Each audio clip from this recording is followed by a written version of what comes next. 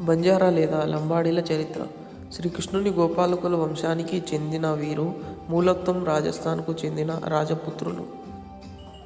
పృథ్వీరాజ్ చౌహాన్ కాలం నాటి యుద్ధాల తరువాత వీరు అడవులకు చేరిపోయి ఎడ్ల బండ్లపై ఆహారం ధాన్యాలను సరఫరా చేసే సంచార వ్యక్తులుగా మారారు.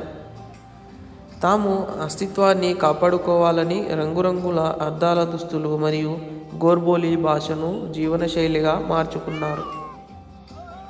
ఆధ్యాత్మిక గురువు సేవాలాల్ మహారాజ్ బోధనతో సంస్కరించబడిన వీరి జీవితం ప్రకృతిని ఆరాధించే తీజ్ వంటి పండుగలతో ముడిపడి ఉంది. వీరత్వం, వ్యాపారం మరియు అద్భుతమైన జానపద కళల కలయికే బంజారాల ఘనచరిత్ర. మరిన్ని వివరాల కొరకు కింద డిస్క్రిప్షన్లో లింక్ పెడతాను, వెళ్ళి చూడండి. ప్లీజ్ డూ సపోర్ట్ మనసు మాట one YouTube channel. Do like, share and subscribe.